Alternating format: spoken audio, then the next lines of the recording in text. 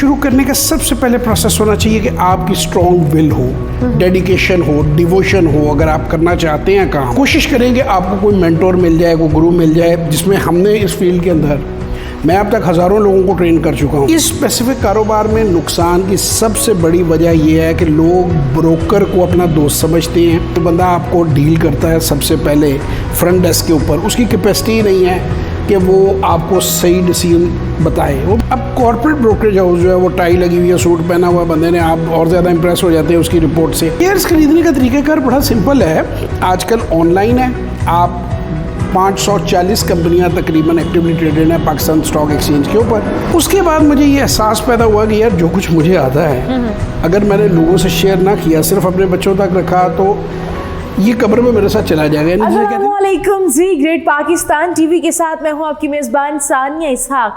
नाज़रीन, आज के हमारे जो गेस्ट हैं वो किसी तारुफ के मोहताज नहीं, इंटरप्रेन्योर हैं, स्टॉक एक्सचेंज एक्सपर्ट हैं, मोटिवेशनल स्पीकर हैं, बिजनेस कंसल्टेंट हैं और काफ़ी अरसे से वो मुझे भी यही कह रहे हैं कि अल्लाह की बंदी बिजनेस कर लो।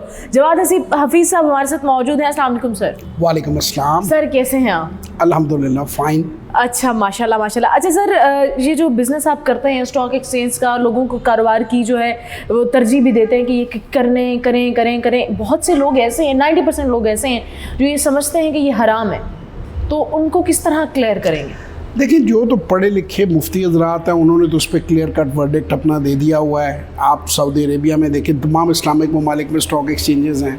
बाकी इंडिविजुअल की मेरा ख्याल है हमें अवॉइड करना चाहिए, क्योंकि अगर इंसान मुतमईन नहीं है तो मैं यही कहूँगा कि वो ना करे, लेकिन दुनिया कर रही है और ये प्योरली इस्लामिक है। अगर मैं मुतमईन ना होता तो मैं ना करता, मैं तो मुतमईन हूँ।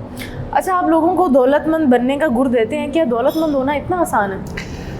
नहीं, दौलतमंद होना इतना आसान नहीं है, इतना मुश्किल भी नहीं है। कुछ रिक्वायरमेंट्स हैं, उनको आप, जैसे चाय है, ये भी आप पी रही हैं, बड़े मज़े से एंजॉय कर रही हैं, मुस्कुरा रही हैं, फ्रेश हो रही हैं।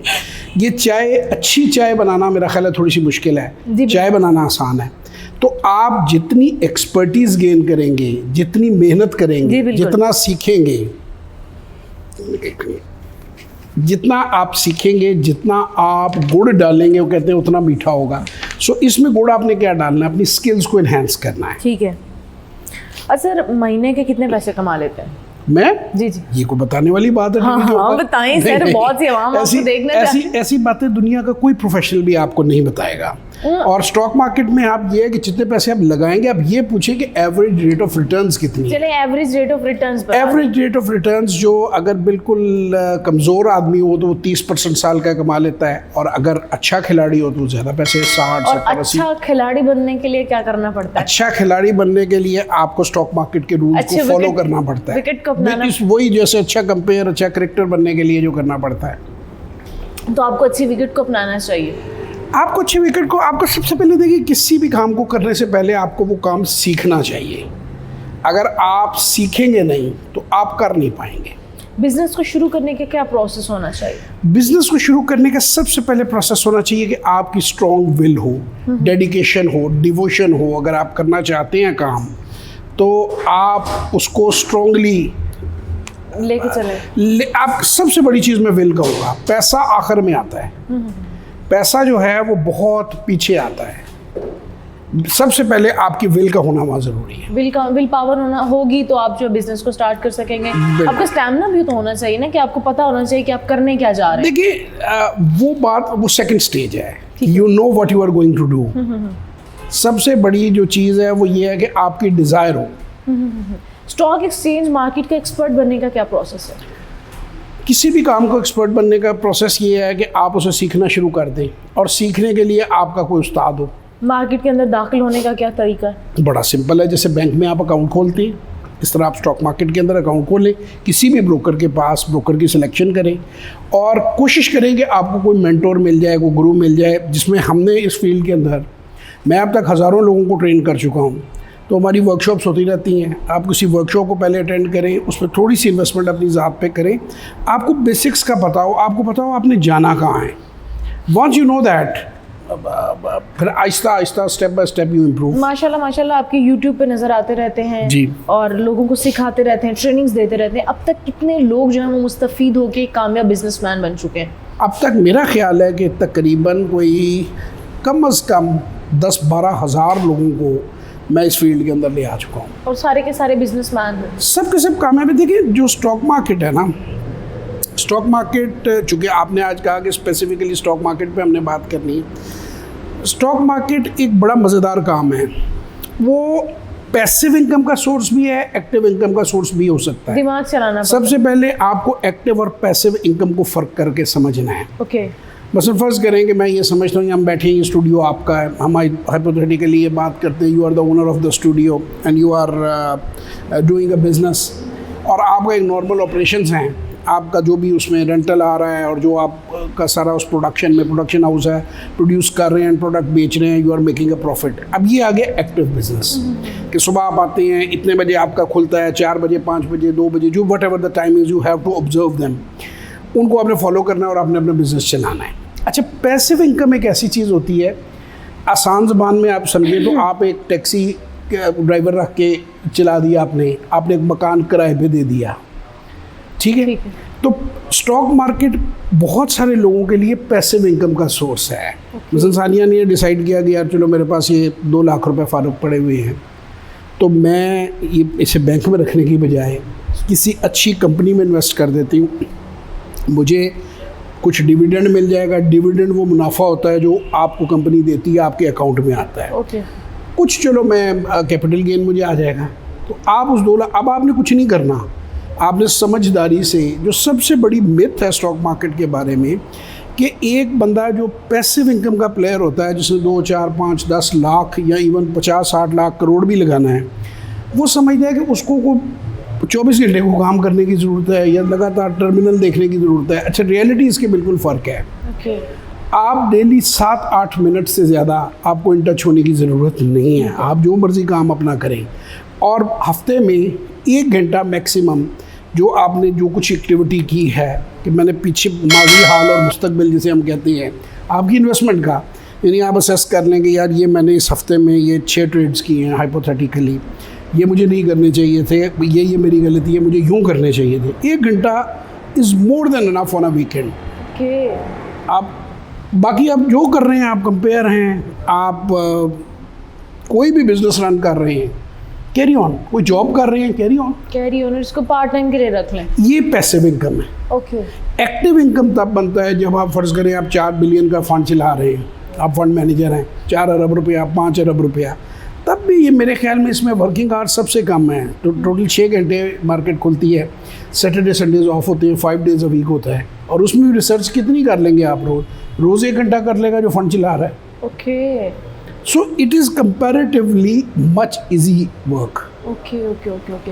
कारोबार 95% जो है वो लोग इस चीज़ को गलत समझते हैं और वो कहते हैं उनको नुकसान भी होता है, तो आप फिर भी इस कारोबार को प्रमोट करें, इसकी क्या वजह? देखिए, नुकसान क्यों होता है, इम्पॉर्टेंट बात ये है। एक तो वजह ऐसी है कि एक कारोबार ऐसे में आप आ गए कि वो चल ही नहीं सकता, वायबल ही नहीं है। ठीक है ना, तो वो तो फिर जाहिर है कि वो बंद हो जाएंगे, सब लोग उसमें से निकल जाएंगे। ठीक है।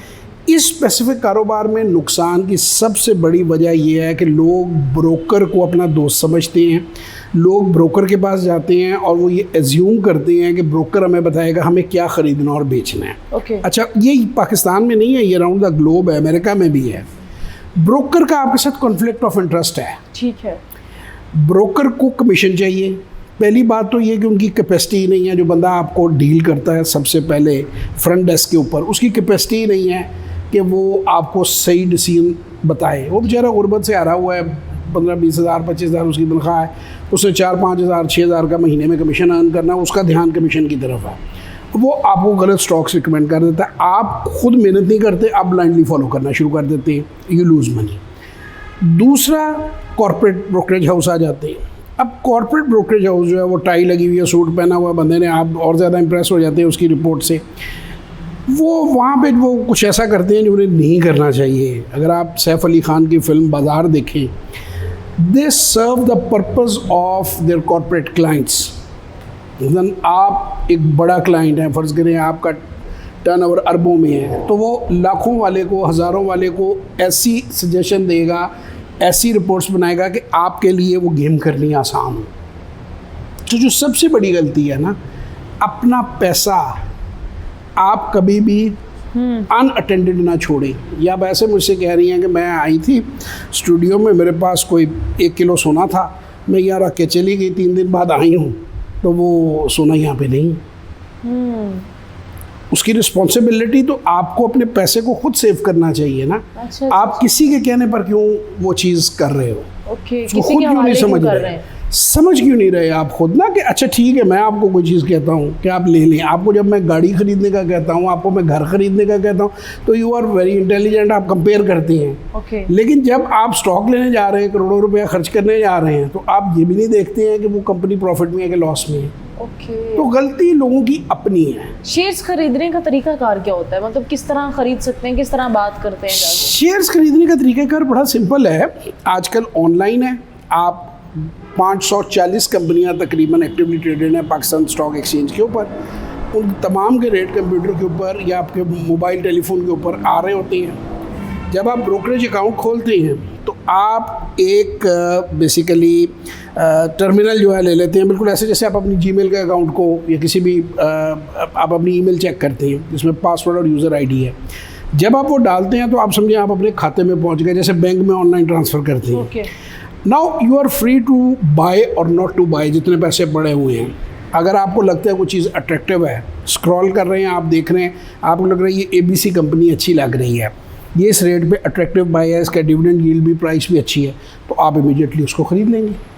और इसी तरह अगर आपने बेचना है, आपको लगता है कि ये नीचे आएगी, ये मैच्योर हो गई है इसकी प्राइस, तो आप सेल कर देंगे, थोड़ा सा वेट करेंगे, उसे रीबाई करेंगे। ओके, ओके, यानी बेसिकली एक एसेट को आपने वैल्यू करना है। ओके। अब फिर ये दिमाग की गेम है।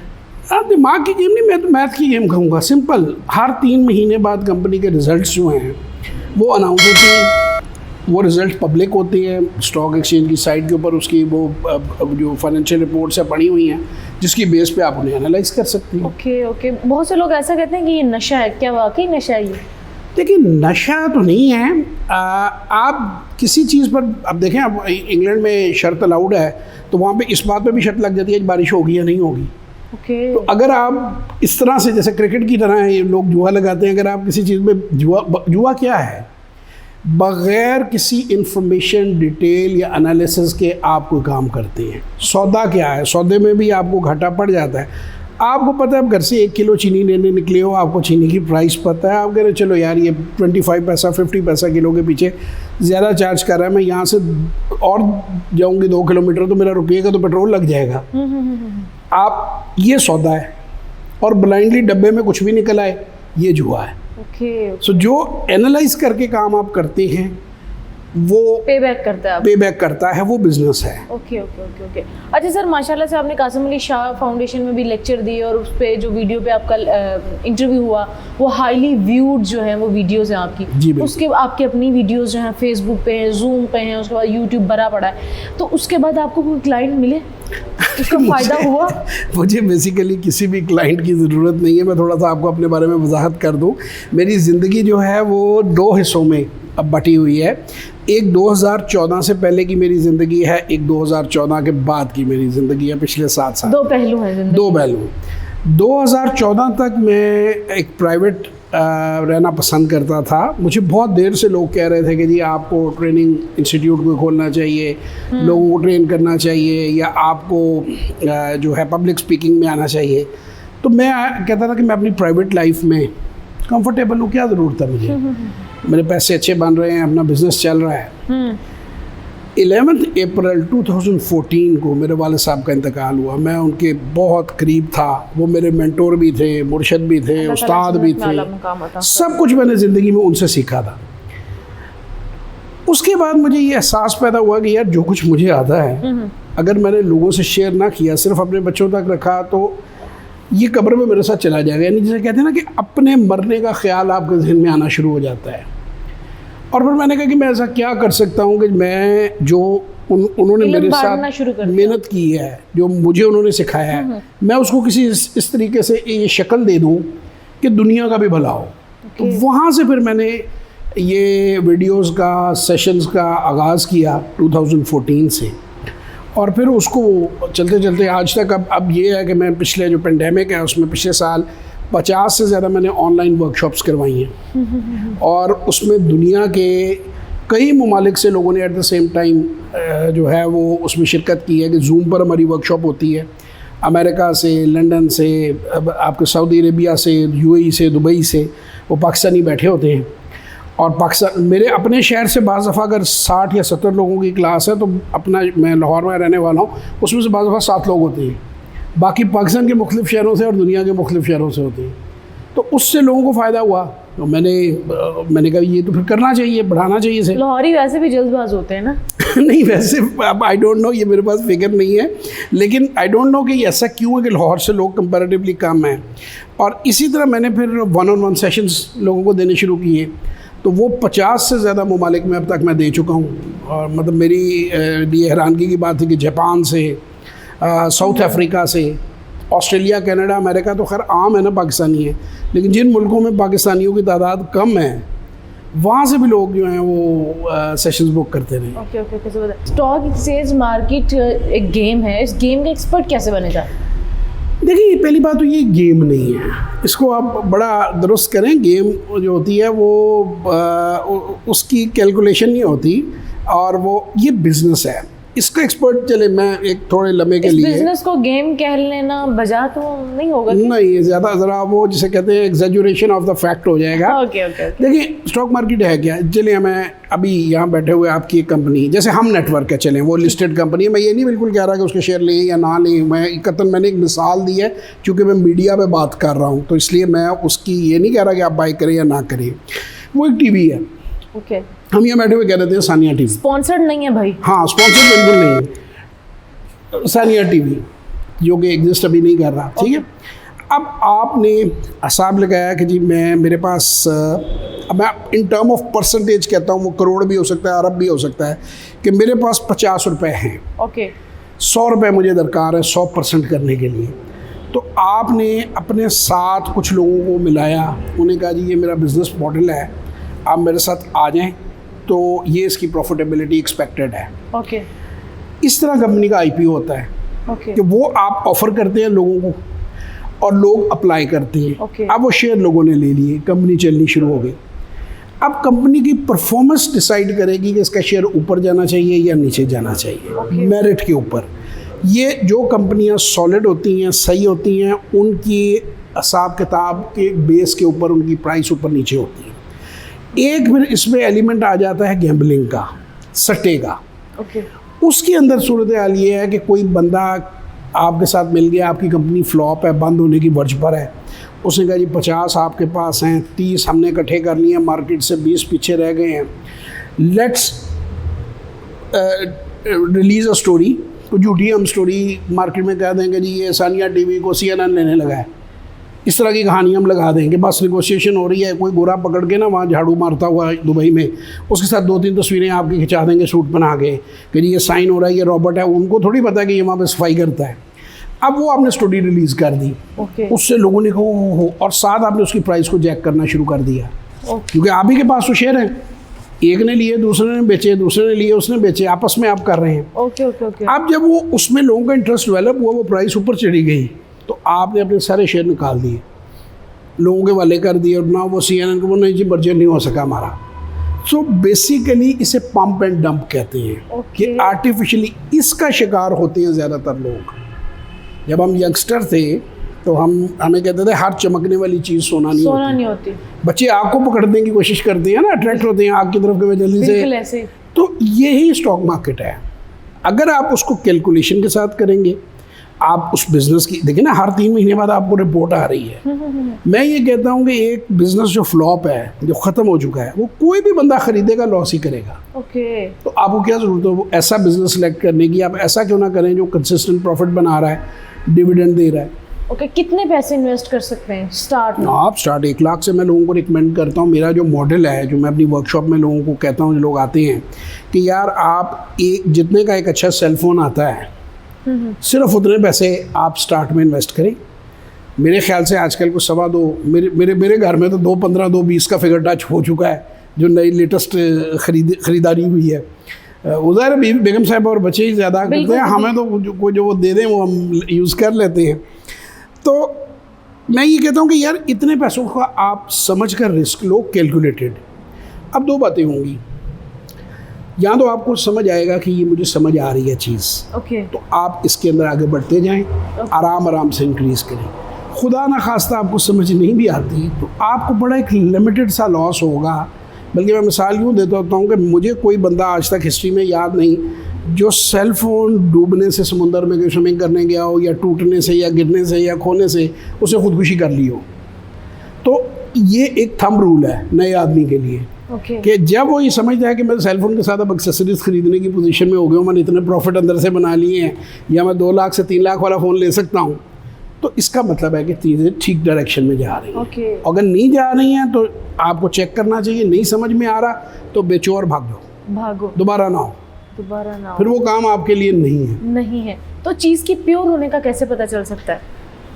किसी भी बिज़नेस के प्योर होने का कैसे, मैं जब आपसे ये पूछता हूँ कि आप वो बिज़नेस ख़रीदने जा रहे हैं, आपकी कोई कज़न है, कोई फ्रेंड है, वो कहती है कि यार ये मेरी शॉप है, इसमें आप भी पार्टनर बन जाओ, तो आप पहला काम क्या करेंगे? उसको चेक करेंगे। आप सबसे पहले उसे कहेंगे कि भैया तुमने 3 साल से शॉप बनाई हुई है, मुझे इसके ज़रा दिखाओ तो सही accounts, how much you are making. फिर आप वैल्यू फॉर मनी को कैलकुलेट करेंगे कि यार इतना तो बैंक में आ जाता है, ये अट्रैक्टिव नहीं है। आपको पता चलता है बैंक पे या फिक्स इनकम से 5 गुना, 6 गुना, 7 गुना आने की प्रोबेबिलिटी है, तो आप फ़ौरन जंप करेंगे कि ये अपॉर्चुनिटी है। ओके। इसी तरह कंपनीज जो हैं उनकी रिपोर्ट्स आती हैं हर 3 महीने बाद। अब अक्सर लोग मुझे मैसेज आते हैं, मैं ये काम शुरू करना चाहता हूँ, मैं ये काम सीखना चाहता हूँ, तो मैं उनको कहता हूँ भाई आप वर्कशॉप अटेंड करो, हमने इतनी सब्सिडाइज्ड रखी, 2,500 रुपये हमने वो 2 घंटे की वर्कशॉप यूट्यूब पे भी पड़ी होती है। वो यूट्यूब पे इन्फॉर्मेशन, लेकिन यूट्यूब पे आपका दिमाग क्लियर नहीं होता। जैसे आप मुझसे जो सवाल पूछ रही हैं, जब आप वर्कशॉप में होते हैं या आप किसी सेशन में होते हैं तो आप वो पूछते हैं जो आपको नहीं आता। बिल्कुल ऐसे ही। यूट्यूब पे आपको सिर्फ वो बताया जाता है जो यू नीड टू नो। अब आप किसी पॉइंट पे कंफ्यूज्ड हैं तो वो फिर आप कैसे उसे क्लियर करेंगे? ओके। तो आप सेशन के अंदर हर सवाल को एग्जैजरेट करके तफसील में बताते हैं? बिल्कुल तफसील में। जिस तरह ये इंटरव्यू हो रहा है, जैसे आप मुझसे जिस जगह पे आपका दिमाग आपको रुक रहा है वहाँ आप मुझसे पूछ रहे हैं और वहाँ मैं आपको फिर डिटेल में उसको एक्सप्लेन करूँगा ताकि आपको पता चल जाए कि ये what this game is all about, जिसे आपने गेम कहा है। गेम कहा।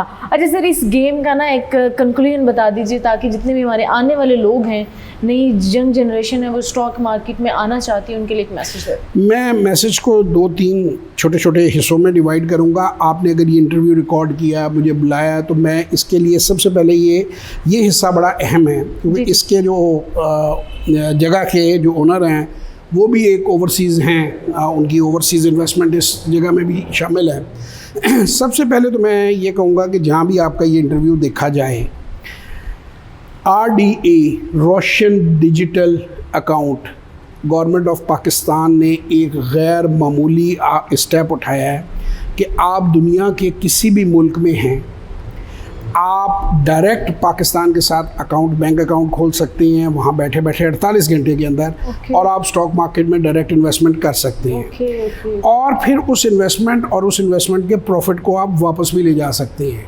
पूरे प्रॉफिट के साथ। ये यूरोप अमेरिका में पहले जो पाकिस्तानी थे तो उनके ज़हन में एक फ़ियर रहता था कि हम अगर $1 पाकिस्तान में लेकर आते हैं, वो करेंसी पाकिस्तान में लेकर आते हैं, तो वापस ले जाने के लिए हो सकता है गवर्नमेंट किसी किस्म की कोई लिमिटेशन लगा दे और हमें अगर ज़रूरत पड़ जाए तो अब आप अपना पैसा जब चाहें, जापान में है, अमेरिका में है, इंग्लैंड में है, UAE में, जिस मुल्क में हैं, आपने रोशन डिजिटल अकाउंट से वापस ले जा सकते हैं बमै प्रॉफिट के और डायरेक्ट आप 48 घंटे में स्टॉक मार्केट में इन्वेस्ट कर सकते हैं। अब दूसरी बात ये कि जी ये प्रोग्राम कहीं अक्सर जो गवर्नमेंट की स्कीमें पड़ जाती हैं उनमें से तो नहीं है। तो अब तक 100 से ज़्यादा ममालिक से $671 मिलियन पाकिस्तानी इन्वेस्ट कर चुके हैं पाकिस्तान के अंदर, और जो आगे एक्सपेक्ट ये कर रहे हैं कि इंशाल्लाह ताला बड़ी जल्दी $1 बिलियन, $1 अरब ये इन्वेस्टमेंट जो है वो क्रॉस कर जाएगी। तो इसमें मुल्क का भी फ़ायदा है, इसमें आपका भी फ़ायदा है, इकोनॉमी का भी फ़ायदा है। ये हो गया हमारे ओवरसीज़ दोस्त। तो ओवरसीज़ के लिए एक बड़ी ज़बरदस्त अपॉर्चुनिटी है। अब हम आ जाते हैं लोकल, जैसे आप कह रहे हैं कि स्टूडेंट्स जो हैं, तो मैं ये समझता हूँ कि हर स्टूडेंट को, मैंने खुद भी इस काम का आगाज़ किया था 18 साल की उम्र में, मैंने इंजीनियरिंग की हुई है एजुकेशन के लिए, तो उस वक़्त मैं भी स्टूडेंट ही था। तो हर स्टूडेंट को मैं समझता हूँ, मैं तो आपको भी कई बार कह चुका हूँ कि आपको ये काम ज़रूर सीखना चाहिए। जरूर सीखना। हाँ, उसको कम सरमाए से करने, अगर आपको डर लगता है, अगर आपको रिस्क फैक्टर लग रहा है तो कम सरमाए से 50,000 से शुरू कर लें। 50,000 से कर लें, 1 लाख से कर लें। उसको छोटा रखें, बड़ा ना रखें, उसको बड़ा ना दिल करें। को दौरा जो है वो थोड़ा छोटा पड़ नहीं, जाएगा। शुरू में तो रखना ही छोटा है। पहले 3 महीने 90 डेज जब मेरे पास लोग ट्रेनिंग के लिए आते हैं तो दिल छोटा ही रखना है। नहीं, मैं कहता हूँ कि 90 डेज जितने मर्जी प्रॉफिट हो, जितने मर्जी अच्छे रिजल्ट हो, तुम सरमाया बढ़ा नहीं सकते, क्योंकि तुम्हें अपने आप को कंट्रोल करना सीखना है। और खुदा ना खासा कहीं 3 मंथ आप सरमाया। फिर मैं उसको कहता हूँ कि अगर आपने 2 लाख की लिमिट है तो अगले 3 महीने उस लिमिट को हम 5 लाख रखेंगे। 6 माह के बाद देन यू डिसाइड, क्योंकि इतना टाइम आपको मार्केट में हो गया है, इतनी ट्रेडिंग आपने कर ली है कि आपको अपनी मुआशी हैसियत का पता है कि कितना मुझे इसमें इन्वेस्ट करना है। ओके ओके ओके, ज़बरदस्त। जी तो नाज़रीन, जिस तरह कि आपने जाना किस तरह हम बिज़नेस को इन्वेस्ट कर सकते हैं, बिज़नेस को इन्हांस कर सकते हैं, किस तरह स्टॉक मार्केट में आ सकते हैं, इसी तरह के मज़ीद इंटरव्यूज़ देखने के लिए हमारे चैनल को लाइक, शेयर और सब्सक्राइब कीजिए। मुझे और जवाद साहब को दीजिए इजाज़त। दोबारा मुलाकात होगी एक नई गेस्ट के साथ, तब तक के लिए अल्लाह हाफ़िज़।